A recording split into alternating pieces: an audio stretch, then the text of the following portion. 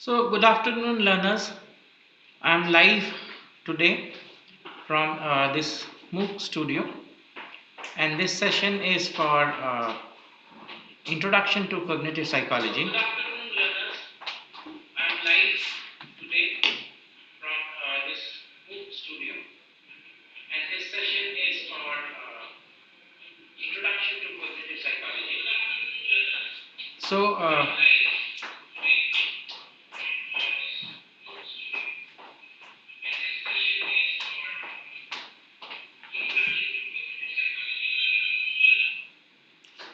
okay, so back online, a little bit of technical glitch, but here I am with you.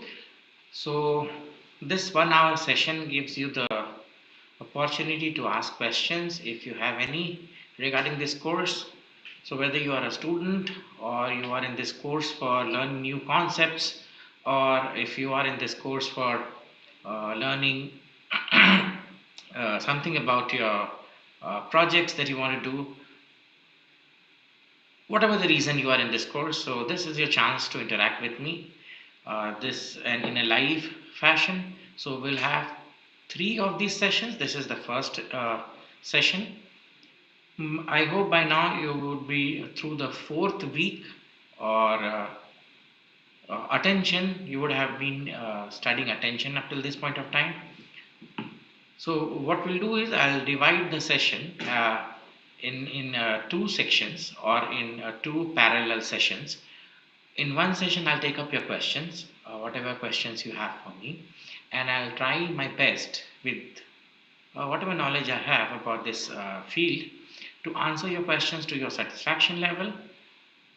In the other parallel session, while there are no questions or there are no questions for me to answer, what I'll do is I will briefly go to the course as in what we have done up till now and touch upon some brief points or in brief sections of this course. So we'll be running both of these parallelly. As and when a question comes in, I'll try and answer those questions for you. But in between, when there are sessions or when there's a time between no questions, I'll try and cover up or explain to you the basic concepts which you are by now been familiarized on cognitive psychology till attention, because I think this is the fourth week running, and so attention is what you would be studying. So you can put up your questions. I am here for answering those questions for you. And since at this point of time I have two or three learners who are with me, but I don't have a question up till now. So what I'll do is I'll look at the Excel sheet which has been made live for you, and I'll take up questions from there and see if I can answer some questions for you from there. And so I have a question. Lakshya Kapoor says, how to prepare for the final exam. Now, the strategy that you follow for the final exam is to watch all the videos and complete the assignment. I'll tell you the easiest way to do this. The final answer questions are multiple choice questions. They are 50 in number, 2 marks for each question, and I don't think there is a negative marking. So how do you approach these questions? Watch all the videos, and while you're watching the videos, don't watch it in one go. What you have to do is watch the videos in several parts. When you have watched a part, let's say 20 minutes or 25 minutes, stop and think, and then maybe don't continue it there and then itself. Wait for some time, later on continue from the same video, and that way you can complete the videos. The other thing sorry, the other thing that you can do is there are slides which have been posted.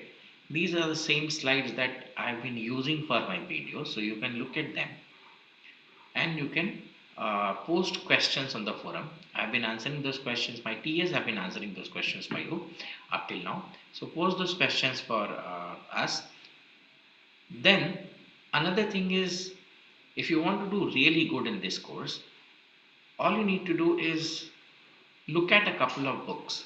Now, all of these books, remember, are very cheap. They are not expensive at all, and they have an Indian edition for it. So, refer to the course page. There are some books which I have prescribed, and what you can do is look for these books if you want to get a really good grade in this course, and go through the books. What going through the books will do is two things. One, it will interest you more into the course, and second, you will also develop a habit of reading and making your own imagination, or understanding things in a more logical sequence, in a more uh, I'd say more comprehensive sequence. So you can do all of these if you really want a very good score.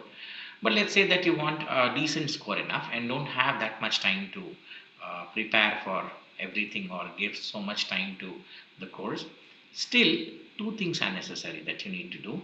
One, listen to the video lectures, and don't listen to them in one go. So break it up and listen to them and look at the slides. And the second thing that you can do is complete the assignment, right? So think over the assignment. You have a lot of time to complete the assignment. So if there is something that you don't understand, if there is something that you feel that you cannot answer, search for it, right? Ask us questions, search for it in the internet. There is nothing, or there is no question which has been posted for you either in the assignment or the final exam which is not covered. Maybe a couple of questions which are not covered, but I don't think that has happened. So what you could then do is, the internet is your friend, or the world wide web is your friend. So search for knowledge, whatever you want. There's a lot of knowledge out there to read from. It's in internet era, so digital era. You can find knowledge for free. And still, if you get confused, you can write to us, and we'll be more than happy to help you. So these are the strategies that you can do. For people who are looking for a decent enough score, just complete the assignments and remember the assignments, and also look at the videos and read the slides. People who want very good scores and have time enough to dedicate, also read the books and read through the internet. So that is the strategy that you're going to use for your exams, and that is going to help you in all possibilities. So the pattern of the exam, Raksha, is it's a multiple choice question. So you have 50 questions in total that you need to do. These questions seem easy, but they're not, right?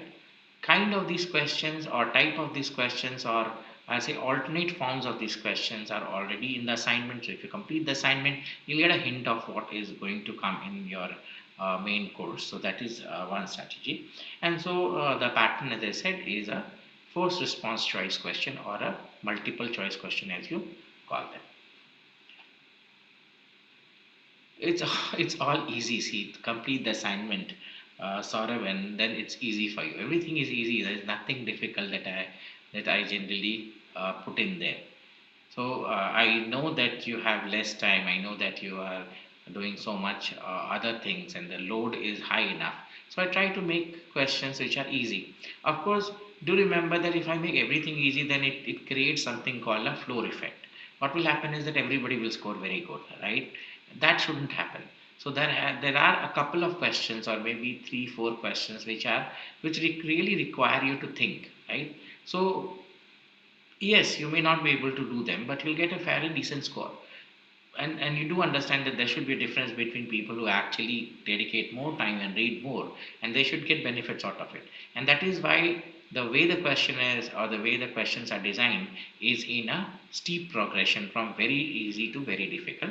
But believe me, most of the questions are easy. There are a couple of questions which are difficult, which, and this, when having said difficult, these are not actually difficult questions. This require you to use your logical skill. If you do that, you'll be able to answer them, right? So that's how the pattern is, and so it is an easy exam. Is it good to, so Palak says, is it good to pursue masters in psychology in India or abroad? Depends upon what you're looking for. Abroad, definitely it's better to pursue a master's abroad, right? Remember, the psychology that we are reading today or I'm teaching today is all Western based psychology, or it comes from the West. So, understanding these principles or learning it from the people who propose these theorems would be much better. But having said that, it doesn't mean that doing psychology or getting enrolled to a program in India is bad enough. It's not bad. So, depending on what do you want to work on, if you are really interested in a neuroscience based approach, if you are really interested in a cognitive science approach, uh, I would suggest going to the West and studying it because they have more of a command. If you are interested in something like, let's say, an OB kind of a thing, organizational behavior, or that kind of a thing, India is good and fair enough place for you to be here. So, positive psychology, health psychology, all those things, and Indian education is more than enough. But if you're looking for a technical or experimental part or an experimental training, definitely if you get a chance to go abroad, uh, it would be my suggestion. But remember, going abroad requires a lot of money. So think of a scholarship first of all. If you get a scholarship, it's good.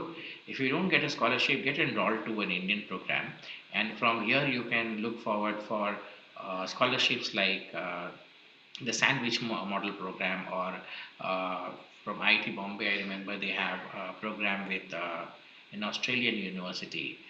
Several of these universities and mm, uh, institutes, they have this kind of a setup where you can go in, study there for some years and come back and then later on get your degree here.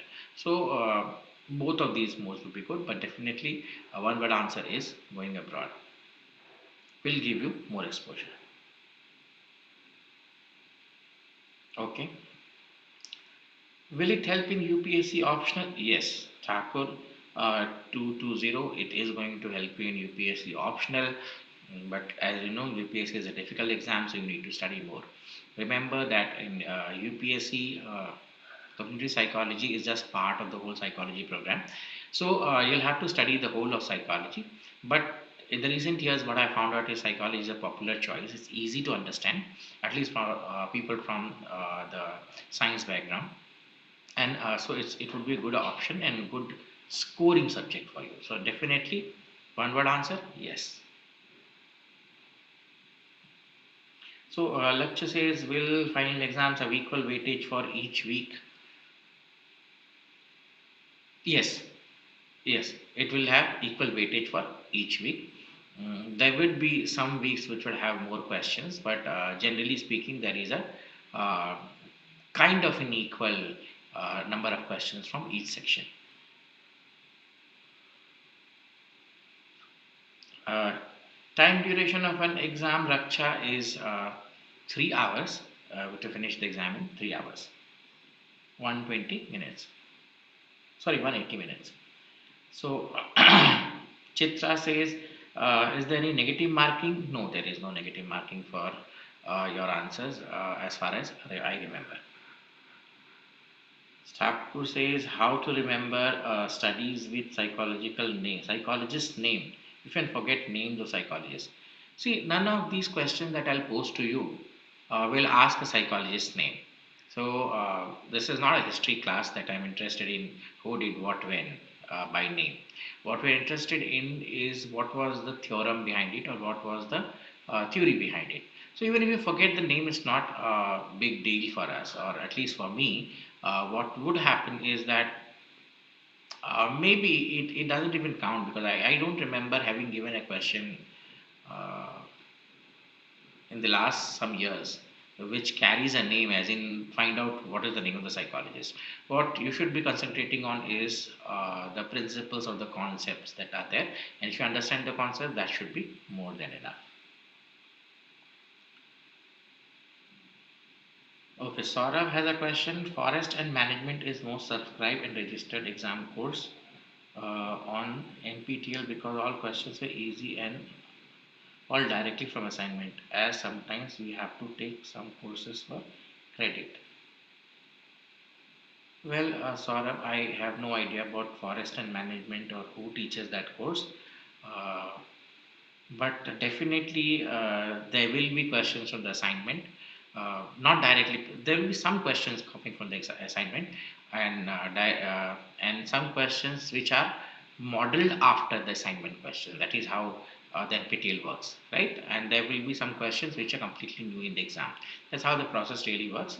So my apologies because I don't know this forest and management course, but if they're doing it, I think the answer would be better given by the instructors who are doing it.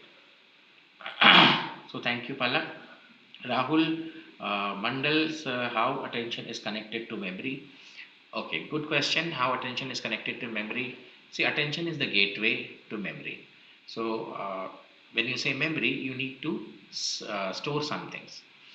Now, or the process of encoding, processing, storage, and retrieval is basically memory. Or I'll break it down into three parts only. So, encoding, storage, and retrieval is memory. Now, encoding entirely depends upon what you want to focus on, right? So, take an example. When you are reading a book or when you are watching a movie, you see several things, but whatever you're focusing on is what gets stored in the memory. The same movie, if I show to four different people will remember four different things from a particular scene. This depends upon what you focus on. So some people will look at the background, some people will look at the main actor and actresses, and some people will look into some scenery, some people will look at something else.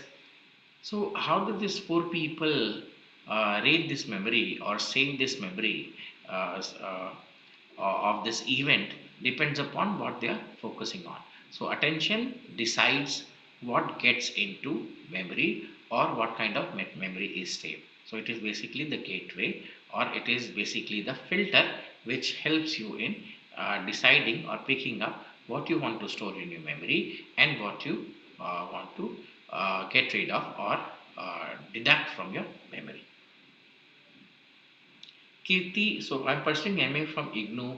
Is this course help in getting a job in school or therapy centers? Uh, so, Kirti, what MA are you pursuing first of all? So, I have no idea. So, if it is psychology, I guess, then an IGNU course is something which may not be helpful.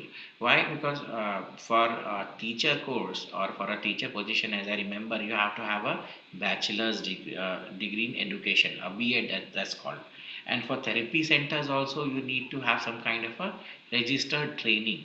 So this IGNO course is only given to give you some degree, and so I really don't know if universities or people who are hiring you will give a validity of this course. So I have no idea.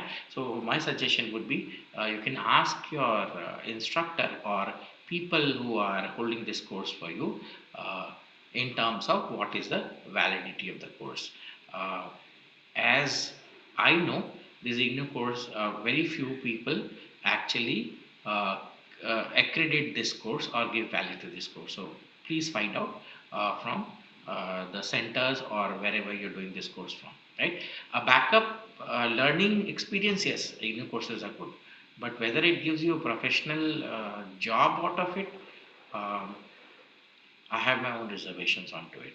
But as I said, I may not be clear on that. So please ask your uh, test centers or your uh, whoever is providing you with this course, what is the validity of the course. So Thakur 220, thank you, sir. I have also completed human behavior course. I liked it very much. Thank you, Thakur. One more information for you all. This human behavior course has become a popular course, and so it's going for NPTEL Plus. You will soon find this course uh, for a registration whenever you want. So there's something which is going on at present. We are not till now completed it, but there will be something called as you go along or on your choice course, on demand course, something like that. So this course has been selected for that. So the human behavior course, and thank you for liking this course. Uh, Mudra, when is the exam approximately? So approximately, I think in April, the exam should be. You'll come to know about the dates as and when the exams are decided. We will post this announcement for you on the forum. So two things you really need to do is be on the forum. So do your assignments, be on the forum. Go to the forum page and see updates where the announcements are, and also post questions. So the more questions you post, the more inquisitive questions you post, the better it is for us, because we also have a chance to understand what is going on with you. So that is where the interesting part is. But one suggestion is, don't post unnecessary questions. Unnecessary, I wouldn't say unnecessary, no question is actually unnecessary, but questions like what should I do, or there are some very strange questions which actually I don't know how to answer those. So if you have an interesting thought about something, or if you have a genuine question, you can post them, and if my TAs are not able to answer them, I'll definitely answer them. Or what you can do is, you can directly mail me also. There is a mail address that I have. You can post those questions to me, and as and when I get time, I'll address those questions for you. Right? Okay. So,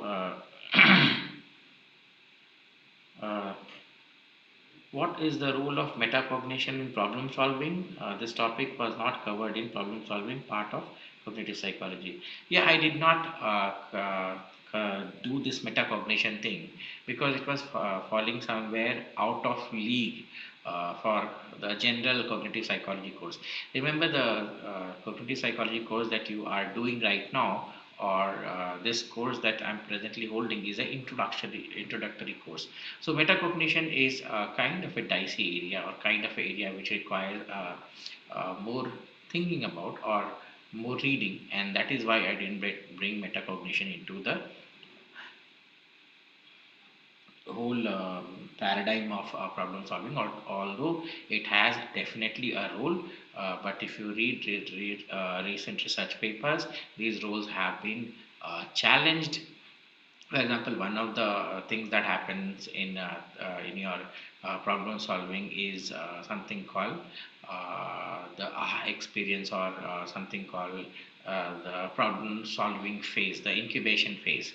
So there is where you have this metacognition actually helping you, right? So what I'll do is, if I ever float advanced cognitive psychology course or advanced cognition course, I will definitely cover these areas.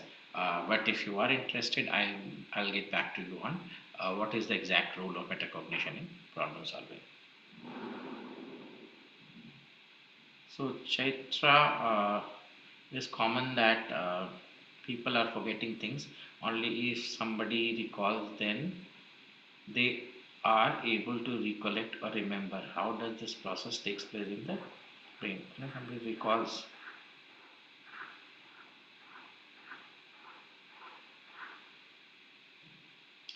So as I understand, what this question is about,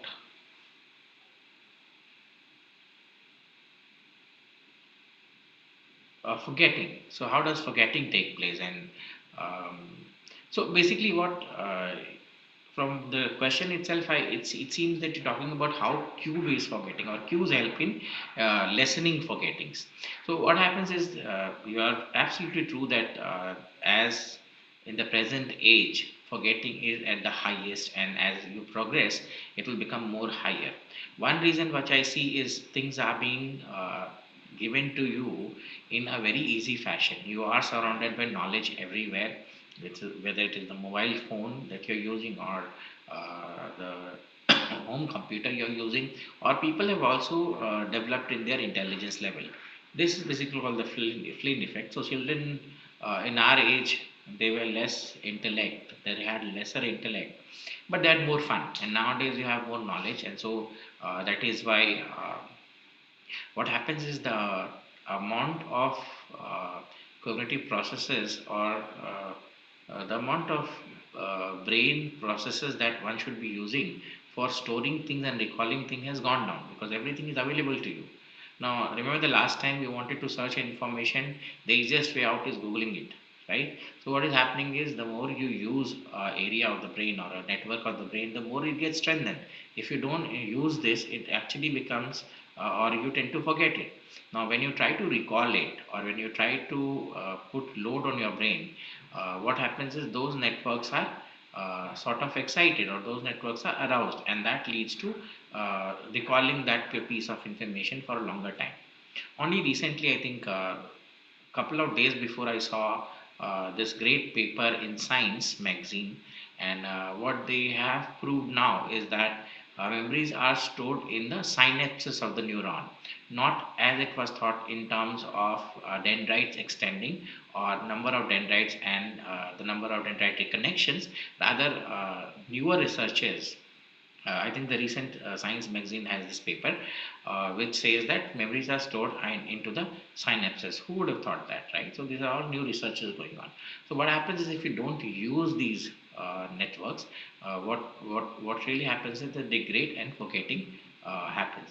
So one good strategy that you should be doing, or most students should be doing, is relying less on Google and relying more on your own brain processes, or your brain or your memory.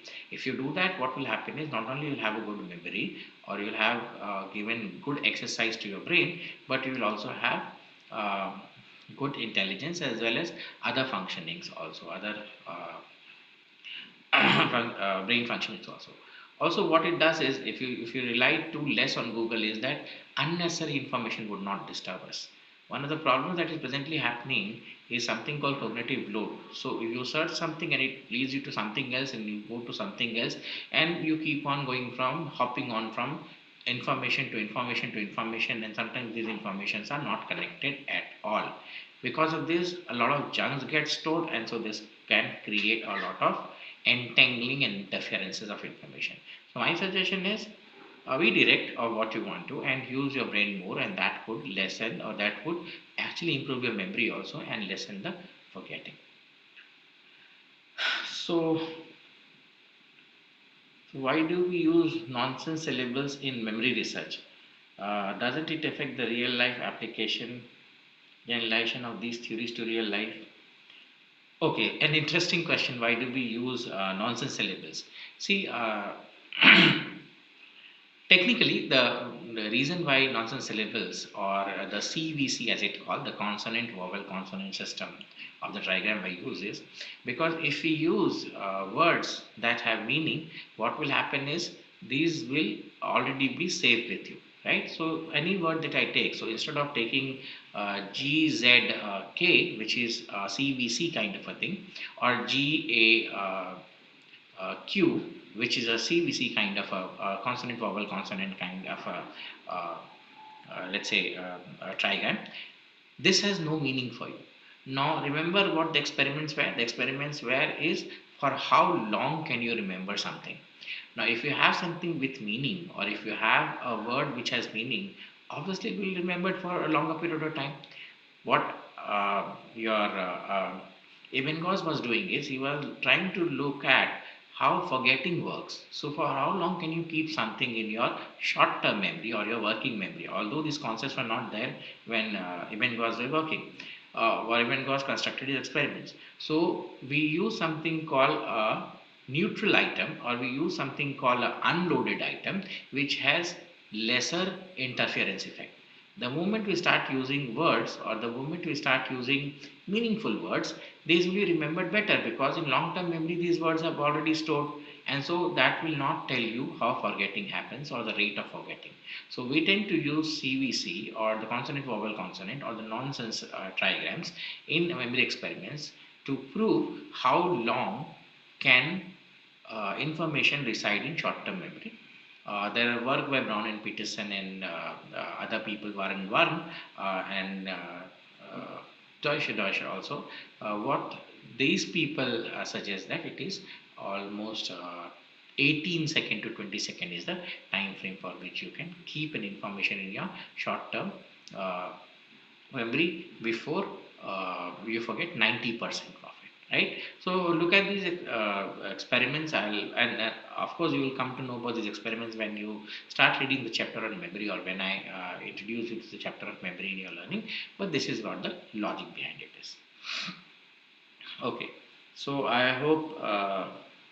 And your second part of the question, does it affect the real life application generalization of these theories to real life? No, it doesn't. As I said, what these experiments tend to do is these experiments are standardized experiments done in the laboratory. So from that, we are creating a null situation or benchmark situation, and from there, what happens is we try to generalize results out of it. So if we the next, if we have some loaded questions also, or if we have some loaded words also, what will happen is that we'll have a better understanding of how the forgetting process works, or we can design our experiments on forgetting or task on forgetting. And so it doesn't really actually create any kind of problem as such, although what would happen is that a one-to-one kind of match, or a one kind of a replication cannot be done, but then that's acceptable for science. The general attention has dropped to 7 to 8 seconds. Yes, Rahul, you are correct. It is dropped to 7 to 8 seconds, and it will still drop. What is happening is people are becoming more aggressive, and people are becoming more attention deficit. The reason is that if more information is getting processed by your brain, the brain will have no time to process information. Now, I'll tell you a fact. The neurons in your brain, they are made in such a way that they, when excited, they will process, because they are a serial processor. So they will process the information completely only once it has processed information completely. It will get excited again, and that is why it is called all or none phenomena. If you read a little bit about how neurons process. But then there is a way to re-excite a neuron by using RTMS, or by using these are called repeated transcranial magnetic stimulation, or using something called a time-based magnetic stimulation system. What we can do is we can re-excite a neuron halfway through its excitation phase. If we do that, what will happen is the neuron will actually, if we do that multiple number of times, the neuron will actually cease to function. And when it does that, your attention span will lower down. So one of the reasons why this attention span is lowering down is because a lot of information is being fed to you, and these informations are half processed. And so if it is half processed, the attention, and so if there is a lot of load of what has to be processed, the attention system or your attentional systems will actually go down. And that is why it is always suggested that complete your work, or at least in your academic sphere, complete your work in a serial fashion. Don't try to do something called multiple tasking, at least in the academic sphere, right? So complete something and then go for the next thing. That, because this comes from the idea that how the brain processes information. So you are right. That's how the brain processes information, and attention is actually going down, and that is why you have more attention deficits around you. You see a lot of attention deficits around you, and the students are also, or children are also becoming suffering from attentional disorders. Even younger people, uh, you see that they are losing their mind, or losing their attention, or losing their temper very easily, just because of these kind of things. Thakur 220. So, Chaitra, thank you. Does meditation improve memory? Yes, it does. It improves memory to a known degree.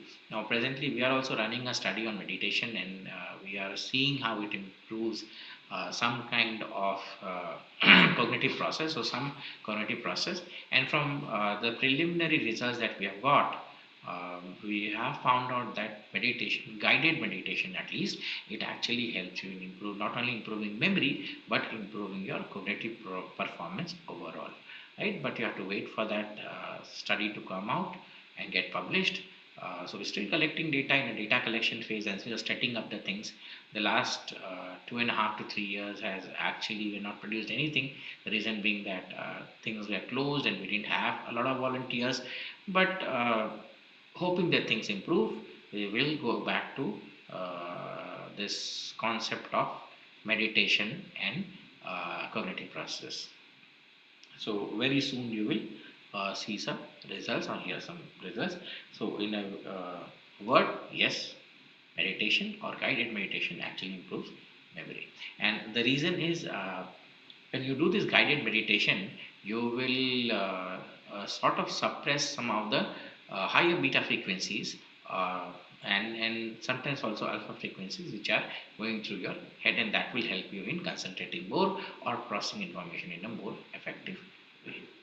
So that is the number of questions that I have. If you are watching me or if you are with me now, you can also post your questions. Keep on posting your questions and I will be answering them uh, for you. Yes, Thakur 220, I have published a lot of work on sleep. So you can visit my page and see my research, or you can go to ResearchGate.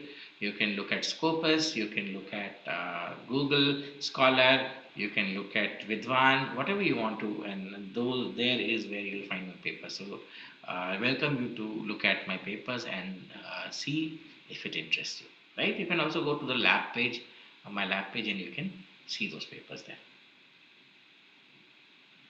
Free scientific papers, as in, so what happens, Rahul, is that there are two types of journals. One is called the paid journal, the other is called the open source journal or the open journal.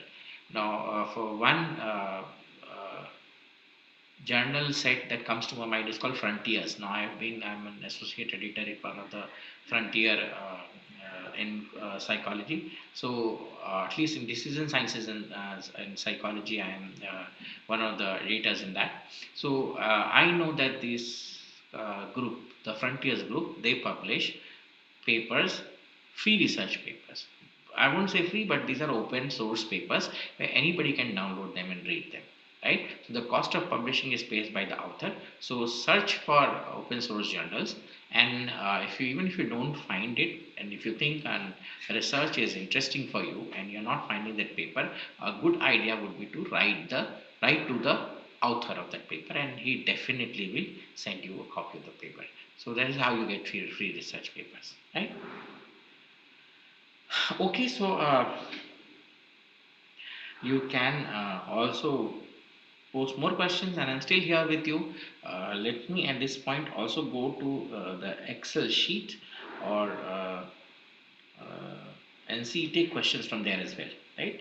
So in the Excel sheet, the first question is from Akilanda Ishwari and says nil. So I don't know how to answer that. The second question is from Lakhan Kumar. So I am a BTech student and don't have much expertise in psychology. I'm finding difficult to answer assignment questions using content. Please provide me external links for basics. And secondly, what should be my approach to achieve good marks in final examination? So approach to good marks I have already discussed in the first part of this session. Uh, as for the fact that you are a BTech and you don't have expertise and you would like to answer questions in a more contented way or in a more better way, that also I have answered to you. So remember that the students that I teach are all BTech students, right? So my students are generally either BTech students or MTech and PhDs. So PhDs are part, but both either BTechs or MTechs. So the thing that you need to do is to read books a little bit and find knowledge on your World Wide Web. There are a couple of books which have been prescribed on the course page itself. So look at that course page, and if you can, I think most of us can buy the books that has been prescribed there. These books will not cost you more than 300 to 350, and it will be less than cost of a movie for you. So these books are interesting. Books are always interesting. So my suggestion would be buy these books, read them. You will understand the concepts easily. If you still don't understand, get confused, you can write to me directly or through the forum. I'll answer the questions, or you can take help from anyone who knows a little bit of cognition, why anyone? You can take help from me. So write to me, and I will try and explain it to you, and that's how you get good marks. Okay. So I hope that answers your question. Uh, FlexiUA, that's the handle that you go by. Uh, I still on the Excel sheet. Can we go back to the Excel sheet? Yeah, okay, thank you. So there is a question asking to some questions. Um, Again, I have no answer to this. If you can elaborate your question a little bit, maybe I'll have more precise answer to your question. Neelam Patnaik, Tilima Patnaik, I'm sorry, says, how can I study MSc in Cognitive Science in IIT Delhi? Westway, they have an advertisement every year, so you apply to that advertisement and you can get an MSc into an MSc program. Preparation strategy, depending on what your background is, read a little bit of cognition. Since it's a cognitive science program, so a little bit of cognitive science, a little bit of cognitive psychology, uh, I don't know about IIT Delhi what their program really composes of, but if you can forward me the syllabus of that, I'll have a better answer onto what your preparation strategy should be. Right, so do that, and then I'll get back to you on the forum itself, saying how to approach this. But for starters, you have to focus on cognitive science or learn the basics of cognitive science, and that should do it. And then I have Arjun Sahai. How to start conversation with a stranger? Just approach the stranger and start a conversation. It's easy. But I know it's difficult because people are afraid. So, what you could do is something called a behavioral therapy, right? For therapists, this is called the behavioral technique. So, what is the behavioral technique in this? See, think about what the maximum can go wrong when you talk to a stranger. You will get beaten, and if you get beaten, you also beat, and you come back. That's how things work, right? So the maximum that can happen is that the stranger will not talk to you, doesn't do much, right? He's not going to beat you up. If he's going to beat you up, you have your hands. You beat him up as well, right? So get rid of your fears. Approach, take a situation, and think about. In behavioral therapy, what we do is we think about the extreme consequences that can happen. So while talking to somebody strange or somebody that you don't know, what worse can happen? He may not respond to you, and that's it. So okay, no problem. But then if you approach and the person talks to you, think about the good about it, right? So think about the extremes, accept the extremes, and take the first step. Once you take the first step, the confidence builds on its own, and so that is how your uh, strategies. What people do is they get stuck in the first step itself and they get afraid. So remove that fear and approach the stimulus. Uh, Naveen Ritik, uh, Naveen Roshan. So no, as in you don't have a question. So okay, let's go get back to uh, the live forum. Plasticity of perception. Plasticity is basically meaning dynamicity. So plasticity means that change, perceptual. In terms of plasticity of perception, what it means is whether perception is fixed asset or whether it can change in terms of in meaning. So plasticity of perception would actually mean that perceptual meanings would change, and so perceptual meanings or the interpretation that you do of stimuluses, how it will change is it will change based on both the bottom up and the top down process.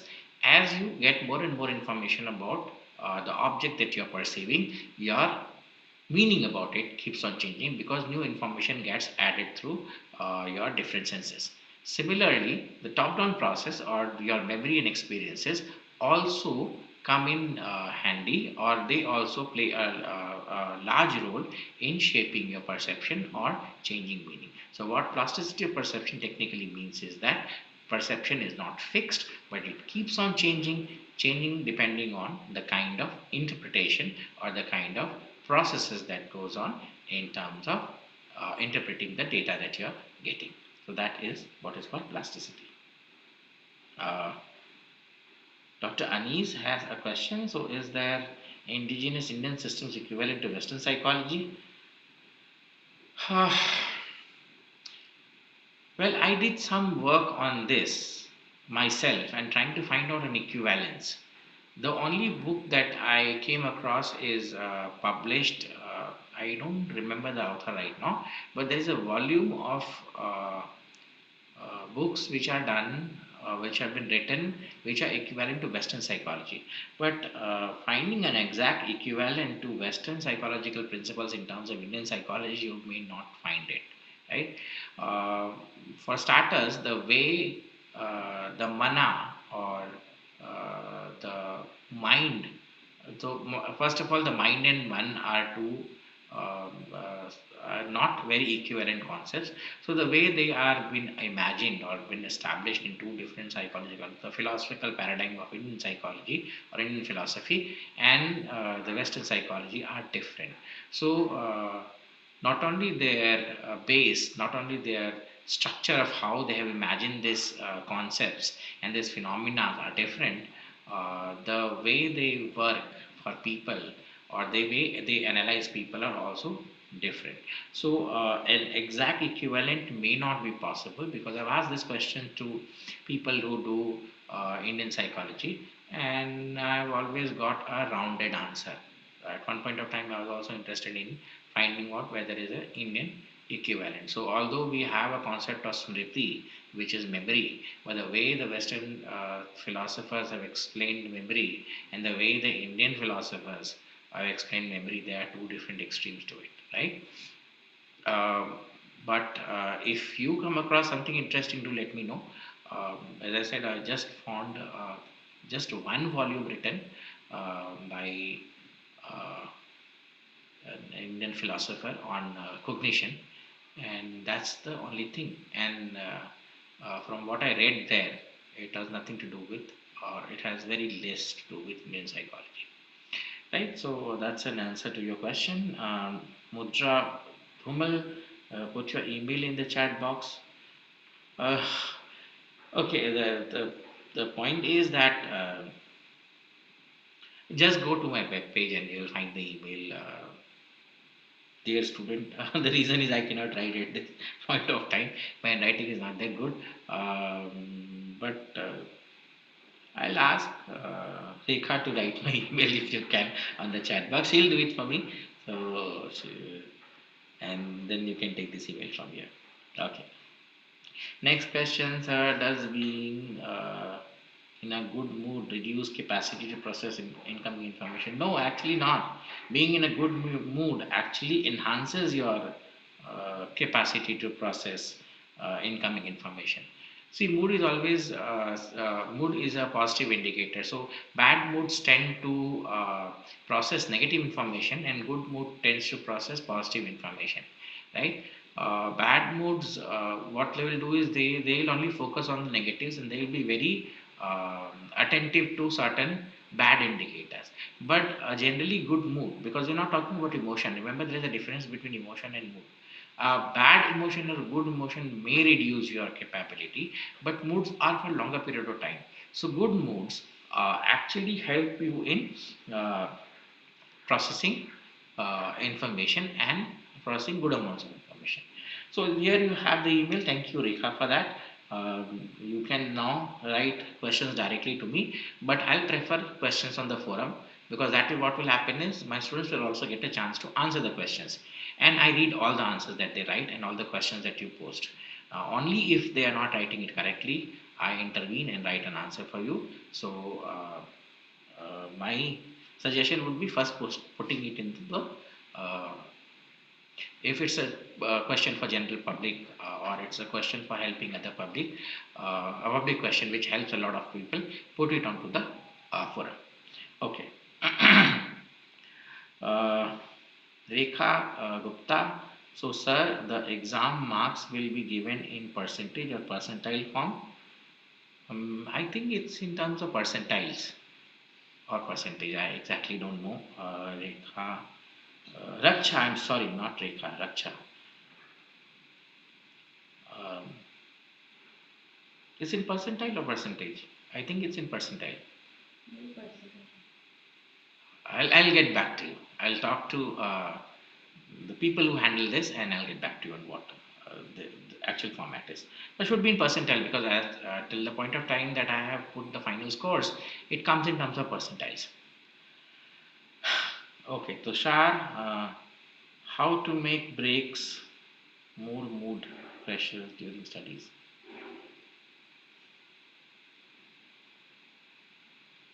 So never study in one go. What you could do is you can divide your whole lesson into several blocks.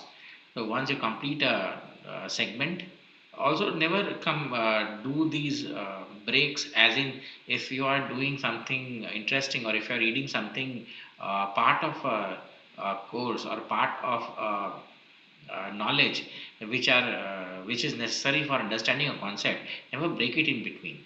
So complete a concept and then take a break, right? And then within the break you try to revise it. That's how you do it. So take a break, and this break could be going for a walk, or maybe watching something interesting, or talking to a friend or something else, whatever interests you. And that is how you take these breaks and freshen yourself and get back to studies, right? So that is how I think the strategy for you should be to freshen your moods in between breaks, if that is what your question was, and if that is how I answered it. Okay, so more people, if you're watching me, and I'll ask you to put more questions, although um, how much time is left? 5 minutes. So we have 5 more minutes for this session. Unfortunately, I couldn't run the parallel session where I wanted to introduce you to this concept that we were doing in psychology, but it was an interesting session. So if you have questions, you can put them. We have 5 more minutes before we wind off for this session. I'll again meet you sometime later, because there are 3 live sessions for this course. So you can ask whatever remaining questions are there, are left with you in those sessions. If you have one right now, you can ask it now within the next 5 minutes.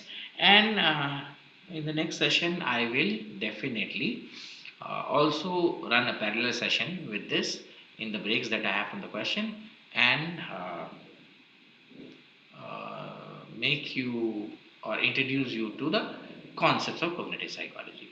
Right? So, last 5 minutes, if you have a question, interesting suggestion, a feedback that you uh, want me to address, then please. Okay. So, why people experience geometrical illusion? This geometrical illusion. So, what kind of illusion, first of all, you are talking about? So, if it is about the line segments, as in the Muller-Lyer illusion, this is an illusion that happens because of. So, first of all, let me tell you what is a Muller-Lyer illusion. So, let's say if you have two lines, and the two vertical lines, and one line is bounded by two arrows which are facing inwards, and the other line is bounded by two arrows which are facing outwards. And if you give these lines one by one simultaneously to people, most people will find the one which are bounded by inbound arrow as shorter than the one which is bound by outbound arrows. The reason for this illusion, at least this geometrical illusion, is because people who live in a world which is angled like the 90-degree. Look at the world around you. Most walls are 90-degree. Most doors that you go through is 90-degree, kind of perpendicular world. So you don't have much of an open space. Even trees are 90-degree to the ground, and so you live in an angled world, and that is the reason this kind of illusion happens. If you catch someone from the Antarctic who has never seen or never lived in an angled world, or who has lived in an igloo all their life, which is circular in nature, they will not see these illusions. So these geometrical illusions, whether it is the length of the line, or whether it is converging lines inside a 2D image, which makes you come forward, and variation in size. All these happens because of certain features of the human eye. Either it has to do with the way the human eye looks at it, or it has to do with the way the brain processes it. So there are certain constants that the brain has. There are 5 features. So one of the features of perception is constancy. So the brain has certain constants or certain fixed states, and what it tries to do is take any input stimulus and tries to compare this through this constancy. Now the way this is compared to the constancy or the way it is perceived, these two together create the illusion. Understanding the videos but feeling difficult in doing assignments.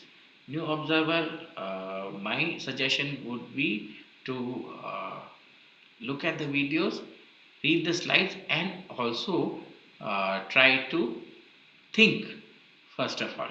And when you're thinking, also buy a book. There is a book by Gilotti, Kathleen Gilotti. It is costing 300 rupees only, and I think 300 is something which is less than the ticket of a movie. So spend that money, buy a book. It is some 100, 200 pages. Read it and you'll find it interesting. If you don't want to do that, even there are a lot of books which are freely available on the internet. Find it, read it, read information about any concept that I'm trying to or I'm putting there, and I think that you should be able to do the assignment, right? So these are the only ways that can happen, that you can do the assignment, and the assignments are easy. Believe me, most of it is actually from the lesson that I have taught to you. Uh, so that's how you uh, do your assignment in a more successful way. So Thakur 220, thank you, and I think we are finished our time for this interaction, which is 1 hour. So thank you all for being here. I'll meet you again in the next session, and I hope the next session also is as interesting as this session would be. So whenever it is scheduled, you'll come to know beforehand. So thank you for being with me today, and goodbye from the MOOC studio. Until we meet again, thank you.